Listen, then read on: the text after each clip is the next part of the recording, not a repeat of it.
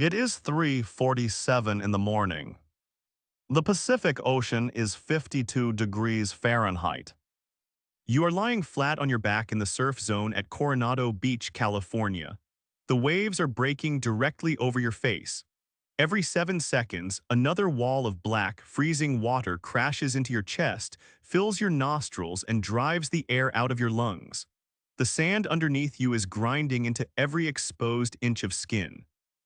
You have been here for 4 hours. You cannot feel your hands anymore. Your core temperature has dropped to the edge of clinical hypothermia. The violent, uncontrollable shivering has progressed from a muscle response into something that feels like a full-body seizure. The man to your left stopped shivering 40 minutes ago. That is a bad sign. When the body stops shivering, it has exhausted its last internal mechanism to generate heat. It is surrendering. An instructor is standing directly above you, completely dry, holding a bullhorn 6 inches from your ear. To quit, all you have to do is stand up, walk 20 feet to your left. Ring that bell 3 times, it is over, you will be warm in 4 minutes. Hot coffee, dry clothes, a real bed. 226 men started this program 8 weeks ago. 41 are still lying in this surf. You are going to find out exactly what separated those 41 men from the 185 who are already warm, already dry, and already done. I spent the better part of 2 decades inside the special operations community. I am not going to get into specifics. Some of that stays where it belongs. I came back with titanium in my spine, nerve damage in both hands, and a VA disability check that covers about half of what it costs to actually live. This channel is the other half. I break down the reality of what elite military selection actually looks like. The physics, the biology, and the psychology that the recruiting posters deliberately leave out. You watch, you engage, and I keep the lights on. Simple exchange. Let's get into it. Basic underwater demolition / SEAL training. BUD-S, the name is known globally. The mythology surrounding it has been constructed and reconstructed by Hollywood, by video games, by memoirs, and by a recruiting apparatus that needs warm bodies walking through that gate in Coronado every single year. The mythology says BUD-S is about physical fitness. It says the men who make it through are simply built differently. Genetic outliers. Physical specimens operating at the absolute ceiling of human biology. That mythology is operationally incorrect. BUD-S is not a physical fitness test. It is a psychological stress inoculation program disguised as a physical fitness test. The United States Navy spent decades analyzing failure patterns inside BUD-S. They collected data on candidates who rang the bell, who voluntarily withdrew from the program. The data revealed something that contradicted every assumption the military had made about selection. The men who quit were not the physically weakest candidates in the class. In many documented cases, the men who rang the bell on the first day of Hell Week were the most physically gifted athletes in the entire class. Men who had competed at the Olympic level. Men who had broken records on the physical screening test. They quit anyway. Conversely, the men who graduated, who made it through 6 months of institutionalized suffering, frequently had physical screening scores that were average or below average by elite military standards. They were not the fastest. They were not the strongest. They simply refused to stop. BUD-S is not searching for the best athlete. It is searching for a specific psychological profile. It is looking for a human being who has, somewhere in their operating system, a deeply rooted inability to accept defeat as a permanent condition. The entire infrastructure of the program, every evolution, every obstacle, every sleep-deprived, hypothermic, sandblasted hour of it, is specifically engineered to find the exact moment when a man's mind decides that the cost of continuing is higher than the cost of stopping. For most men, that moment arrives. For a SEAL, it never does. Before a candidate ever sets foot on the grinder at Naval Amphibious Base Coronado, they have already passed through a multi-stage filtering system that eliminates the vast majority of applicants before training even begins. The physical screening test is the entry gate. To even be considered for a BUD/S contract, a candidate must complete 500 meters of swimming in under 12 minutes and 30 seconds, at least 42 push-ups in 2 minutes, at least 50 sit-ups in 2 minutes, at least 6 pull-ups from a dead hang, and a 1.5-mile run in under 11 minutes and 30 seconds. Those are the minimums. The candidates who actually receive contracts and ship to Coronado are typically operating significantly above those numbers. Competitive candidates are swimming 500 meters under 9 minutes. They are running the 1.5 miles under 9 minutes. They are performing 100 push-ups in 2 minutes. But here is the operational reality that the screening test does not measure, and that the Navy knows it cannot measure. It does not test what happens to a candidate's performance when they have been awake for 60 hours. It does not measure what their push-up count looks like after 4 hours in 52-degree surf. It does not evaluate their decision-making capacity when their core temperature has dropped 2 degrees and their prefrontal cortex is being progressively shut down by hypothermia. The screening test selects athletes. BUD/S identifies warriors. A new BUD/S class does not begin with Hell Week. It begins with Indoctrination, a 3-week pre-training phase designed to standardize the candidates and establish the baseline operating procedures of the program. During Indoc, candidates are introduced to the grinder. The grinder is the central courtyard of the BUD/S compound. It is a large, flat concrete surface surrounded on all sides by the training command buildings. It is completely exposed, there is no shade, the Pacific sun bakes it from above. The concrete radiates heat from below. A large bell hangs on a post at one end of the grinder. 3 brass rings hang beneath it. The bell is not decorative, it is functional. It is always within sight, it is always accessible. At any point during any evolution, any candidate can walk to that bell, remove their helmet, and ring it 3 times. Their training ends immediately. No questions, no judgment, they are removed from the program. The permanent, visible presence of the bell is a deliberate psychological design choice. The instructors want you to know that the exit is always available. They want the option of quitting to be constantly accessible, constantly tempting, constantly whispering. Indoc also introduces candidates to the 50-meter underwater swim. You push off the wall and swim the length of an Olympic pool entirely underwater on a single breath. No assistance. No stops. Candidates who surface before reaching the far wall fail the evolution immediately. The physiological demand is significant but manageable for a conditioned athlete. The psychological demand is the real test, because the instructors do not tell you when to expect it. It arrives on their schedule, not yours. You may have just completed 2 hours of log PT, your lungs are burning, your muscles are exhausted, and an instructor appears on the pool deck and says simply, "Get in the water." First phase of BUD/S runs for 7 weeks. It is the longest phase and carries the highest attrition rate. The physical demands escalate progressively. The morning PT sessions begin before dawn and include long ocean swims, timed runs on soft sand, and extended calisthenics on the grinder. The soft sand running deserves specific attention.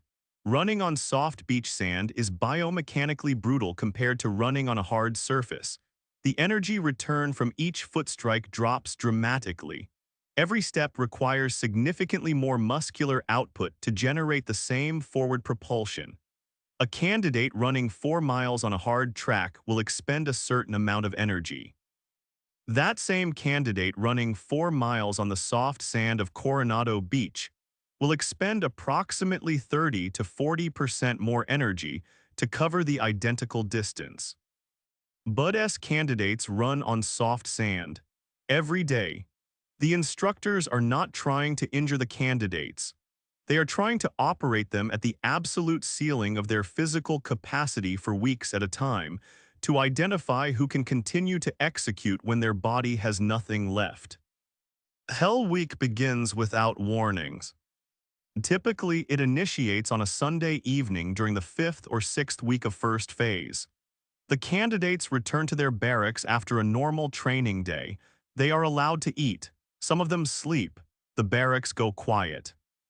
Then, at approximately 10 o'clock at night, the instructors initiate what is formally known as breakout.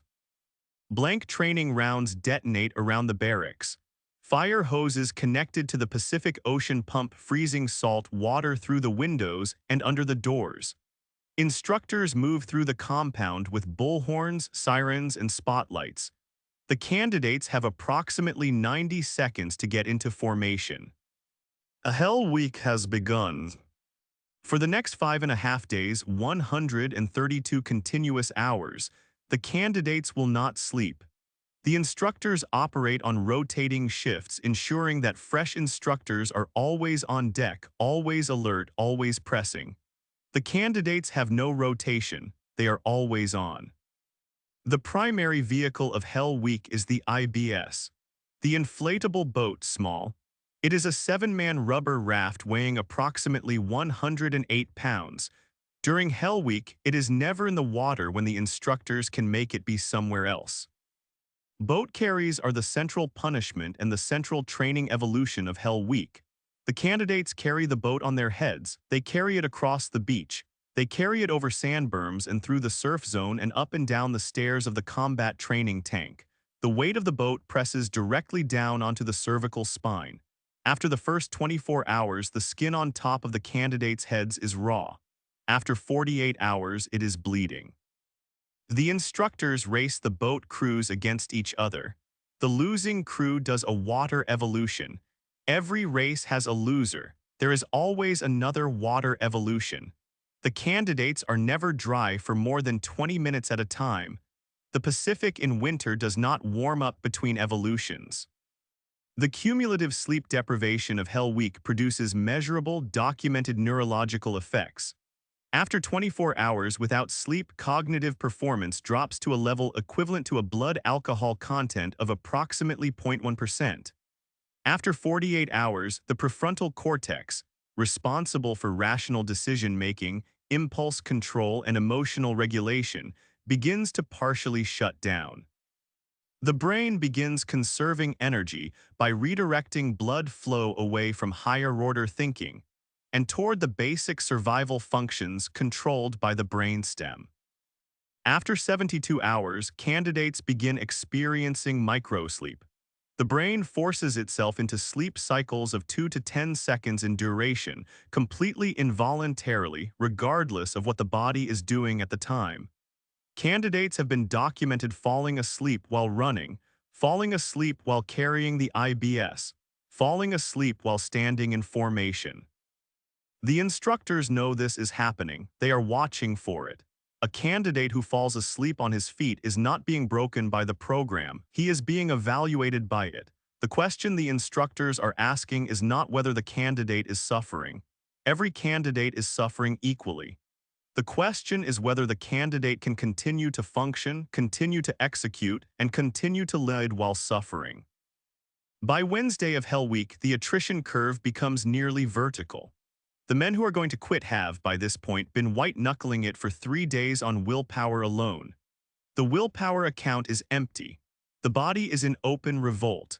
And the brain, operating on 70-plus hours without sleep, has lost the ability to construct the kind of long-range thinking required to remember why you wanted this in the first place. The instructors accelerate the pressure at precisely this point. It is not accidental. It is a designed exploitation of a known neurological vulnerability. When the prefrontal cortex goes offline, the amygdala takes control. The amygdala operates in the present tense only. It processes immediate threat, immediate pain, and immediate discomfort. It has no access to future goals, to abstract concepts like career or purpose or identity. It only knows that the water is cold and the body is broken and the bell is right there. Men who survive Hell Week have, in one way or another, found a mechanism to keep the prefrontal cortex operational past the point where biology says it should have surrendered. Some of them use their families. They build a mental image of a specific person, and they hold onto that image like a physical object. Some of them use a philosophy of radical time compression. They stop thinking about 5.5 days and they reduce their operational horizon to the next 30 minutes. Some of them use humor. The documented accounts of Bud-S graduates describe men making jokes in the surf zone at 4 in the morning on Wednesday of Hell Week, with blood coming out of their ears from the pressure of the IBS, laughing at nothing in particular. The laughter is not happiness. It is a cognitive tool. It is the prefrontal cortex refusing to yield the floor to the amygdala. After Hell Week, the candidates who remain are given 72 hours of recovery. They sleep, they eat. The medical staff evaluates the physical damage, and there is always significant physical damage, stress fractures, rhabdomyolysis, hypothermia-related tissue damage, infected skin abrasions from days in the salt water. The instructors document the injuries and make a determination about which candidates are medically cleared to continue. Some candidates make it through Hell Week physically intact and are medically dropped before second phase begins. That is one of the most brutal outcomes the program produces, a man who survived the psychological gauntlet and is then removed by biology. Second phase is combat diving. It runs for 7 weeks. The physical demands of second phase are lower than first phase in terms of raw cardiovascular output. The psychological demands are significantly higher. Second phase introduces the pool harassment evolution that breaks candidates who survived everything first phase had to offer. The architecture of pool harassment, the regulator rips, the mask removals, the tank shutdowns, is covered extensively in a separate briefing on this channel. The short version is this. The Navy is not trying to teach candidates to scuba dive. Every candidate arriving at second phase already knows how to scuba dive. The Navy is teaching candidates to solve complex, life-threatening mechanical problems while their central nervous system is in full biological panic. The pool is a controlled environment in which the instructors can induce genuine physiological terror and then observe how the candidate's brain responds.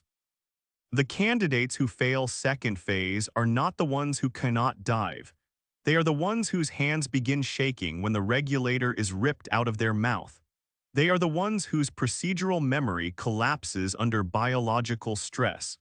They are the ones who swim for the surface instead of executing the checklist.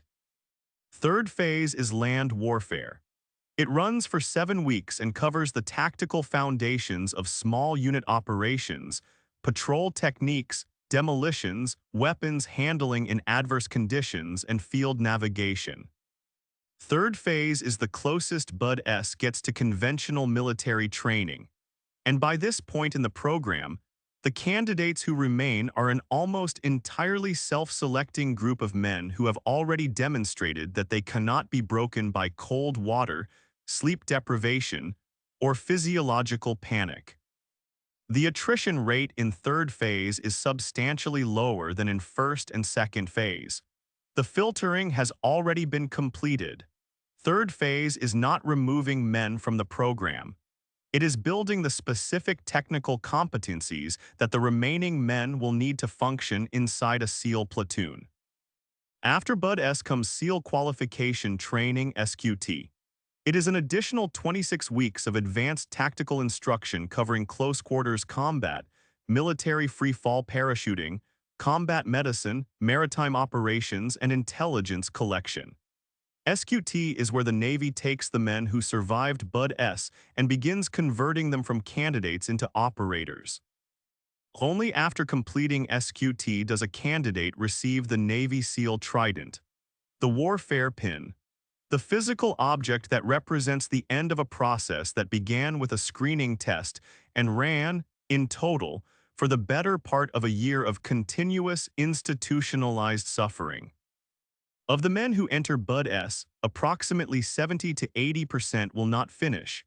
The numbers fluctuate by class. Some classes lose 90% of their starting roster. The overall historical average across decades of the program sits between 70 and 75% attrition. Roughly 3 out of every 4 men who walk through that gate in Coronado will eventually walk back through it without a trident. The ones who earn it are not superhuman.